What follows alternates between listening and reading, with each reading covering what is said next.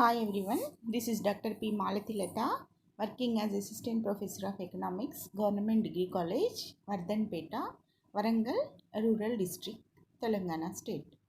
Now I am going to explain about the land reforms in India. భారతదేశంలో వ్యవసాయ రంగంలో భూ సంస్కరణల గురించి మనం ఇప్పుడు నేర్చుకోబోతున్నాము. What are the land reforms and what measures have been taken? What are the main objectives of land reforms and what impact having this land reforms? భూ సంస్కరణల ఉద్దేశాలు ఏంటి, ఎలా చేపట్టడం జరిగింది, వీటి ప్రభావం ఎలా ఉంది అన్నది ఇప్పుడు మనము గమనిద్దాం. Let us make an in-depth study of land reforms in India.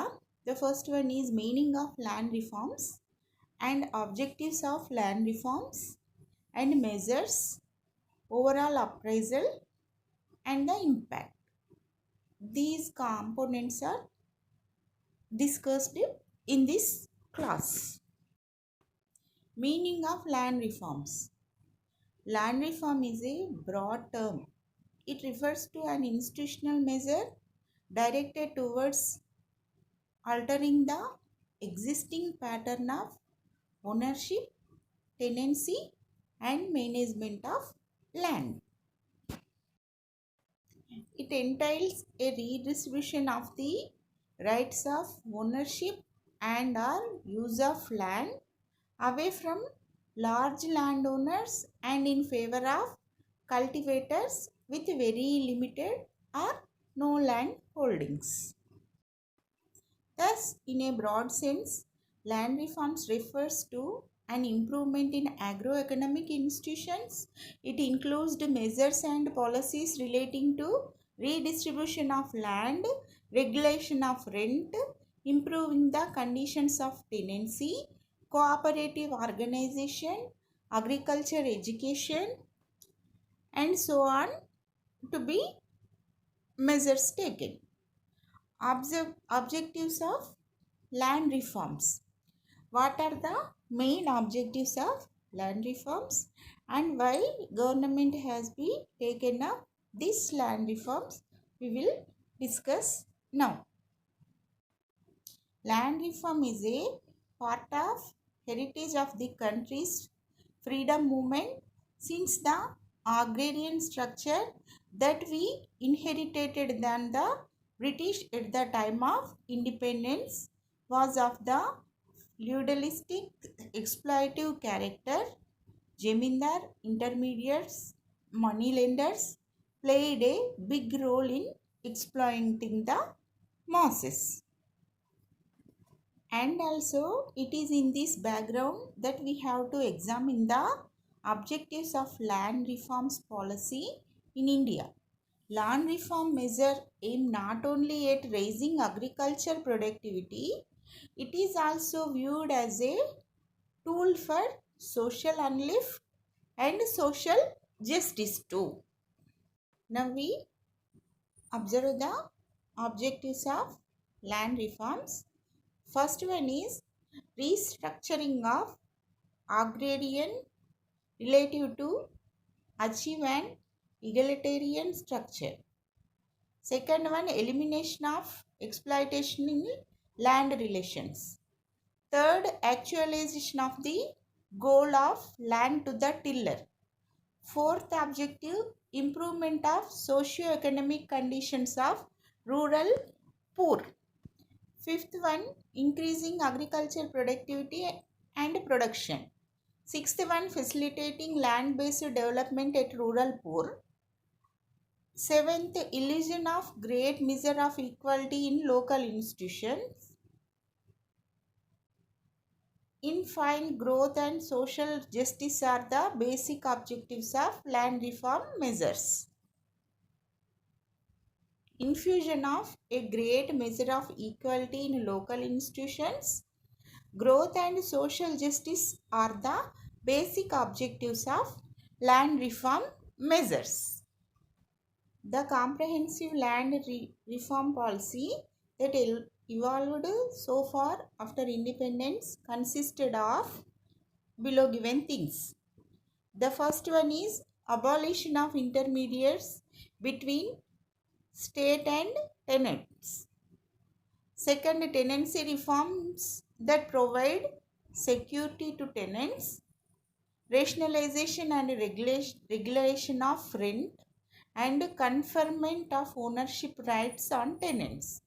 Third one, fixation of ceiling on land holding.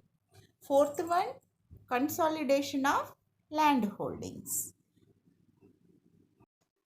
First one, abolition of intermediaries. Abolition of Jamindari and similar intermediary tenures during 1950 to 55 essentially involved removal of intermediary levels or layers of various amorphous and parasitic groups in land between the state and the actual cultivators. However, such abolition of intermediaries involved compensation to the owners of land. As result of this measure, about 2.5 crore farmers were brought into direct relationship with the state. This facilitated distribution of 61 lakh hectares of land to landless farmers, large areas of privately owned forests and wasteland now vested in the state. Despite abolition of intermediary rights, poor peasantry continued to be exploited in various ways. It led to large-scale ejectment of poor tenants from land. While landlordism has been abolished, absentee landlordism now continues to flourish. The legislation conferred ownership rights not upon the actual cultivator but on the statutory tenant who himself was an intermediary with a chain of subtenants under him. All this happened because the land permitted the intermediaries to retain their home farms. No limit was put on the area of land they could retain. The term personal cultivation was ill-defined.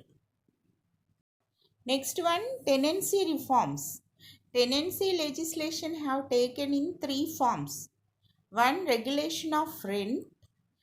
Two, providing security of tenure. And the third one is conferring rights of ownership for tenants. These are tenancy reforms, main measures taken in land reforms. In these tenancy reforms, rent payable to the landowner should not exceed 1/5 to the 1/4 of the gross production of land. In the light of these guidelines, all the states have enacted laws for fixation of rent. However, large interstate variations exist in the fixation of land rent rates.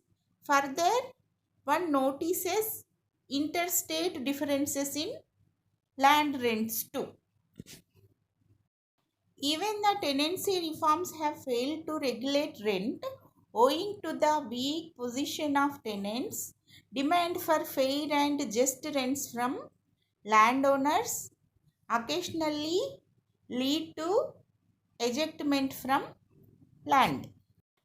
Tenancy legislation have made it clear that in no case the tenants can be evicted except only in the situation where landlord themselves want to resume cultivation. Even in the event of resumption of cultivation by the owners, tenancy legislation have made it obligatory to leave minimum area for the tenant. Overall impact of tenancy reforms has been rather limited. Firstly, tenancy laws have been violated. For instance, in Bihar, the maximum limit of rent was kept at 25% of the gross production.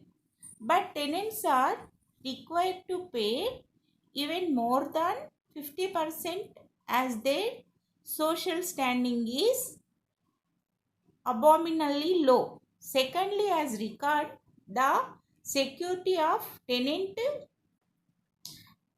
and cultivator, escape clauses have been missed against the interest of tenants. Thus, the right of resumption of land for self-cultivation has rendered all tenancies insecure. Finally, there is no legally provision for conferring ownership rights. In the tenancy laws of some states, it in reality, legislation for conferment of ownership rights could not yield good result because many tenants are incapable of buying land from the landowners and many of them are unwilling to do so.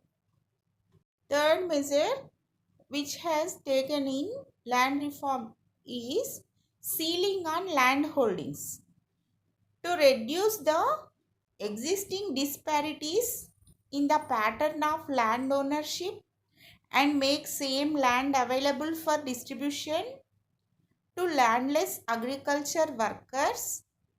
The second plan 1956 and 1961 recommended the imposition of ceilings on agriculture large land holdings.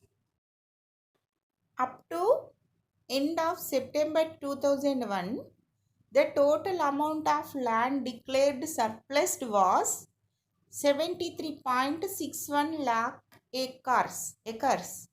64.95 lakh acres of land have been taken over by the states. A total of 53.79 lakh acres of land have been distributed among 54.84 lakh tenants. This amount to saying that about 12 lakh acres of land could not be distributed because of variety of reasons, of which litigation is considered to be the most inhibiting factor. The operation of the ceiling law made virtually no impact on the Indian agrarian structure. The enforcement of the ceiling law was preceded by a public debate spread over several years. This enabled landowners to manipulate land records, leading to fictitious or binomy and fraudulent partition of lands among their relatives, friends, and binomies. As a result, only the small landowners were caught in the net and most of the big landowners or jotedars circumvented in, and even if the land was taken from them, it was not redistributed among the landless peasants. Lack of political will is considered to be the greatest stumbling block for this speedy implementation of land ceiling law. Till December 2001, nearly 163.3 lakh acres of land or 1/3 of the total cultivated area have been consolidated. Thus, the success story in this regard is rather very disappointing. One of the reasons for the tardy progress of this aspect of land reforms is that small farmers have a strong fear that consolidation favors large farmers. That is why the threat of eviction of tenants from land out of consolidation is the greatest. Now we will look at the overall appraisal of land reforms. What is the impact and what result have been taken in these land reforms. We will see now. After more than 60 years of independence, one notices some achievement in the sphere of land reforms. At the same time, our efforts in this direction have not yielded desired results. Most of the planks of land reform measures are ambivalent and there are large gaps between policy and legislation and also between legislation and implementation. And land reform measures were conceived boldly but were implemented very badly, a saying observed by an expert economist. To sum up, land reform programs implemented since 1948 have not led to any radical distribution of land or removal of some of the obstacles to raising agriculture productivity. Nevertheless, it should not be written off as a non event. It brought great changes. It did away with numerous layers of parasitic intermediate in almost all of the states. This is an overview of land reforms, objectives and measures taken and the impact. If you like this class, kindly like, share and subscribe. We will meet with a new topic in another class. Thanks for watching. Malathi Latha. Thank you.